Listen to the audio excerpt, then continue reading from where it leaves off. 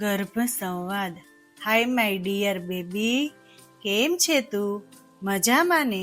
જ્યારે હું આવું તને પૂછું ને અને મને તું તારા હલનચલનથી જ્યારે રિસ્પોન્સ આપે છે ત્યારે મને ખૂબ જ આનંદ થાય છે કે તું મને સાંભળે છે અને મને જવાબ આપે છે. આ વાત પરથી જ તારું અને મારું કનેક્શન કેટલું સ્ટ્રોંગ છે એ વાતની અનુભૂતિ થાય છે. તને ખબર છે, હું તને ખૂબ જ પ્રેમ કરું છું, માટે જ સારા વિકાસ અને સારા સ્વાસ્થ્ય માટે મારાથી બને તેટલા હું પ્રયત્ન કરું છું. જ્યારે હું તારી સાથે વાત કરું છું ને ત્યારે મને એવું લાગે છે કે તું ખરેખર મારી બધી જ વાતો ધ્યાનથી સાંભળે છે અને તું મને એ વાતનો રિસ્પોન્સ પણ સારી રીતે આપે છે. જ્યારે હું હનુમાન ચાલીસા કે અન્ય મંત્ર અને શ્લોક બોલું છું ત્યારે મને એવો અનુભવ થાય છે જાણે તું પણ મારી સાથે આ મંત્રને ખૂબ જ આતુરતાથી સાંભળે છે. તને ખબર છે, અમે તારા આવવાની ખૂબ જ આતુરતાથી રાહ જોઈ રહ્યા છીએ. તું અમને બધાને ખૂબ જ પ્રિય છે. તારા આવવાથી અમારું જીવન આનંદમય બની ગયું છે. મને ખબર છે, તારી શ્રવણ શક્તિ તો મારા ગર્ભમાંથી જ ડેવલપ થવા લાગી છે અને જેમ તારો વિકાસ થઈ રહ્યો છે તેમ તારી સાંભળવાની ક્રિયા તો ખૂબ જ સારી રીતે વિકાસ પામે છે. હવે તો તું મારો અને તારા પપ્પાનો અવાજ તો બહુ સારી રીતે ઓળખે છે. એવું અમને ક્યારેક અનુભવ થાય છે.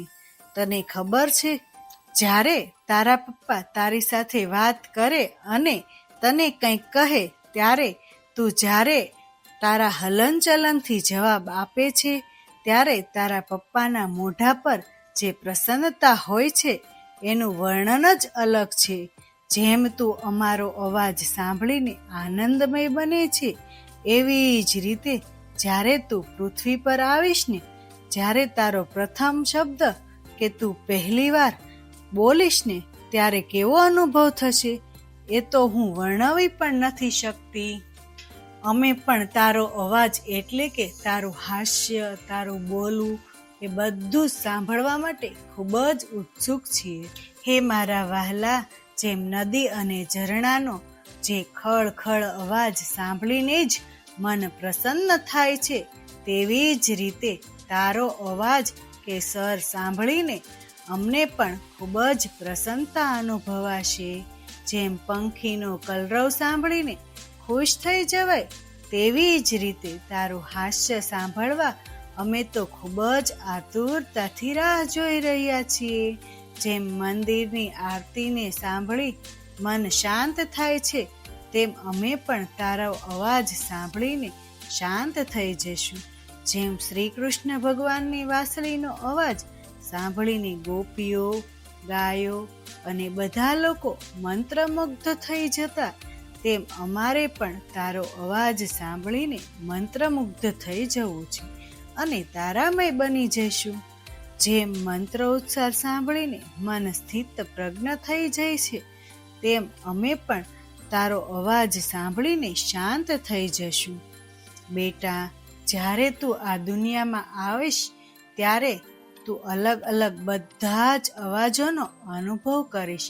દરિયા, નદીના પાણીનો અવાજ, પવનના સુસવાટા, પંખીઓનો કલરવ, અલગ લોકોના અવાજ, આ બધું જ તું સાંભળીશ ત્યારે તને પણ અલગ જ અનુભવ થશે. આ ઉપરાંત સંપૂર્ણ એકાંતનો પણ અલગ જ અવાજ છે. તું આ બધું જ સાંભળતા બધું જ નવું શીખીશ.